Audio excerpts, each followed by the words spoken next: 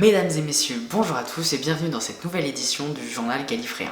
Aujourd'hui, les news de septembre 2020.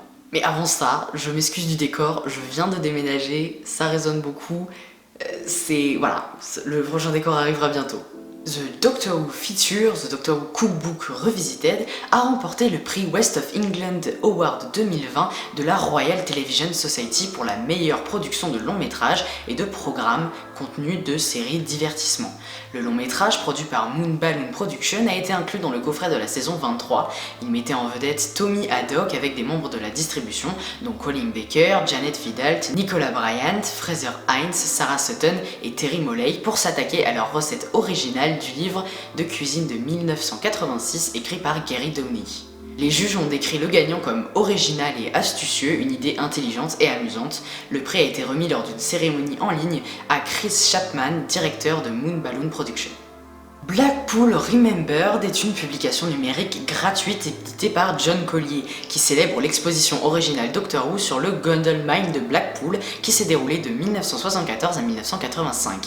Blackpool Remembered retrace l'histoire de l'exposition rassemblant des souvenirs spéciaux, des histoires et des photographies des fans qui l'ont visité, ainsi que des documents sur les expositions en constante évolution qui, comme la série elle-même, se régénérait chaque année pour apporter de nouvelles sensations et excitations. L'e-book peut être téléchargé grâce au lien dans la description.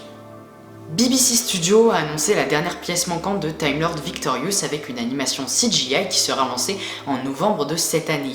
Écrit par James Goss et créé par les animateurs de Salford Studio Lindell, Dalek est une animation en 5 x 10 minutes qui sera disponible pour les fans à regarder gratuitement chaque semaine sur la chaîne YouTube de Doctor Who et mettra en valeur une voix off étoilée avec notamment Nicholas Brinks, la voix des Daleks dans Doctor Who, et Angie Modrian, Rani dans The Sarah Jane Adventure.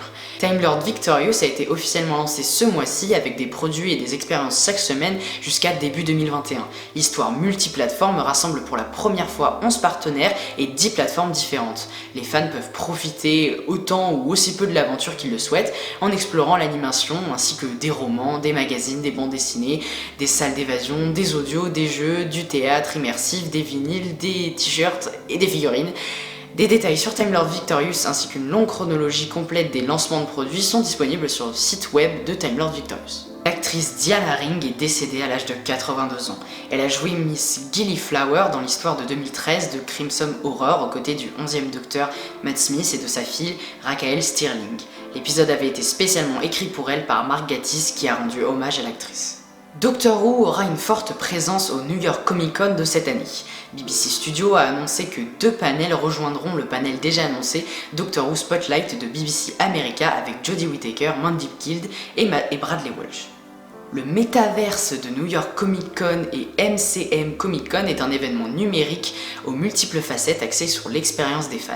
Du 8 au 11 octobre, Metaverse diffusera exclusivement en direct des panels gratuits sur la chaîne YouTube du New York Comic Con. The Making of Time Lord Victorious verra le producteur et écrivain James Goss parler de la façon dont cet ambitieux projet multiplateforme s'est réuni et il sera rejoint par Joe Sugg, Nicholas Brinks et Ayeshma Antoine pour un aperçu de la série animée Dalek dont le lancement est prévu en novembre. Les jeux exclusifs New Doctor Who de Maze Theory rejoignent également la Game Comic Con pour révéler de nouvelles aventures de Doctor Who qui formeront une trilogie d'expériences sur plusieurs plateformes de jeux. Le panel Time Lord Victorious sera présenté sur la chaîne YouTube du New York Comic Con le samedi 10 octobre et le panel Maze Theory sera présenté en première le dimanche 11 octobre. Le numéro 556 du Doctor Who Magazine est sorti, il comprend entre autres un bonus avec 20 pages de la première partie de Time Lord Victorious, Monstrous Beauty, une aventure en bande dessinée pour le 9e Docteur et Rose, un guide détaillé de Time Lord Victorious avec une interview du producteur James Goss, une célébration des romans New Adventure de Virgin Publishing, The Fact of Fiction qui explore l'histoire de 1964 Marco Polo, une review de la version animée de Fury from the Deep, des critiques, des interviews, des actualités, une affiche double face géante, un diaporama de la salle de contrôle du TARDIS du 9e Docteur et un code de téléchargement pour une aventure audio complète en 6 parties de Big Finish et bien plus encore. Ce Doctor Who Magazine numéro 556 est en vente à partir du jeudi 17 septembre à 9 livres 99. Candy Jar Books a annoncé le 2e de ses romans cartonnés Lethbridge Stewart pour 2020, Kiss of the Ice Maiden de Michael Sloan. Michael Sloan a passé beaucoup de temps au Royaume-Uni et est tombé amoureux de Doctor Who, en particulier de l'époque de Jon Pertwee. Il déclare: « Je suis fan de Doctor Who depuis aussi longtemps que je me souvienne. Je voulais que mon livre Lethbridge Stewart soit un départ distinctif pour son personnage. Donc, dans mon livre, le brigadier tombe amoureux. C'est un thriller et, comme vous l'imaginez, le cours du véritable amour ne se déroule pas sans mœurs. Malgré cela, j'ai pensé que cela ferait un changement pour les lecteurs de voir Lethbridge Stewart aux prises avec ses émotions. Il est vulnérable et sa personnalité fidèle normale a été affectée. » Il y aura 2 éditions de The Kiss of the Ice Maiden, toutes 2 disponibles en précommande sur Candy Jar Books, une édition de poche standard limitée à 200 exemplaires et une édition limitée reliée qui comprend également une carte postale et un livre gratuit contenant des histoires de l'univers Lethbridge Stewart. Le dernier opus de The Lucy Wilson Mystery sera The Phantom of Tuskar Rock de Christopher Bryant. The Lucy Wilson Mystery, c'est une série de romans et de nouvelles publiées par Candy Jar Books à partir de 2018. C'est un spin-off de la série Lethbridge Stewart de Candy Jar Books, qui est bien destinée à un public plus jeune.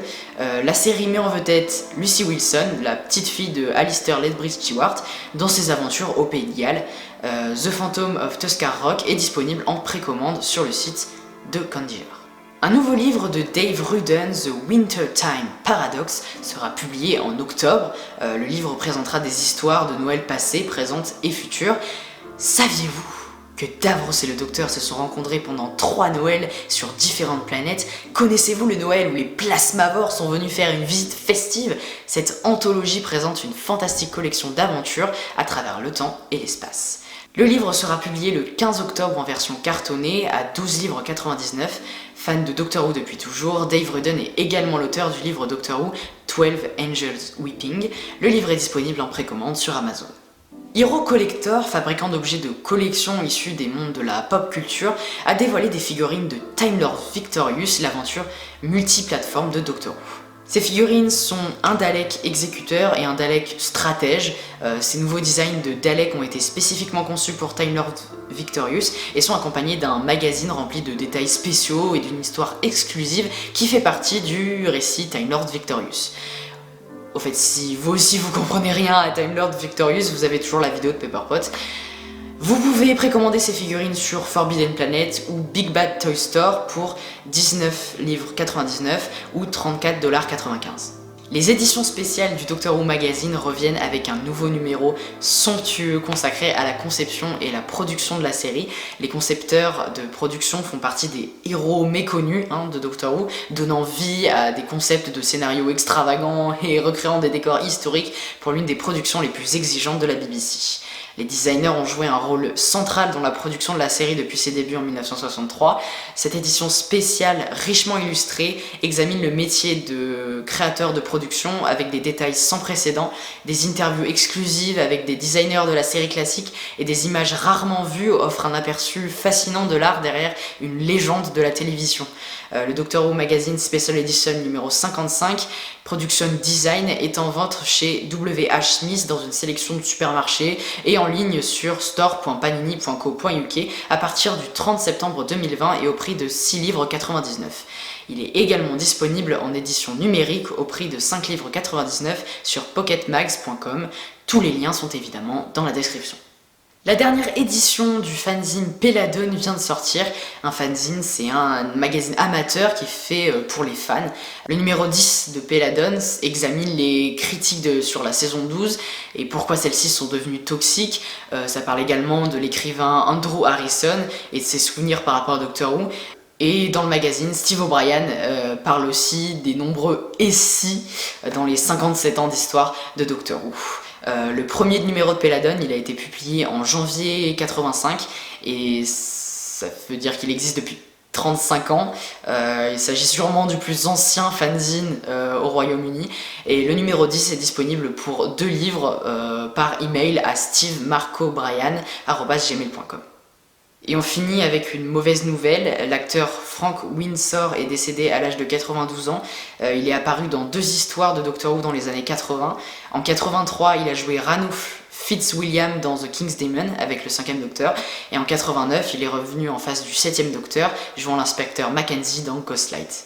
Voilà mesdames et messieurs, c'est la fin du journal Gallifréen édition septembre 2020. Je vous donne rendez-vous le mois prochain pour l'édition d'octobre. En attendant, portez-vous bien. Au revoir.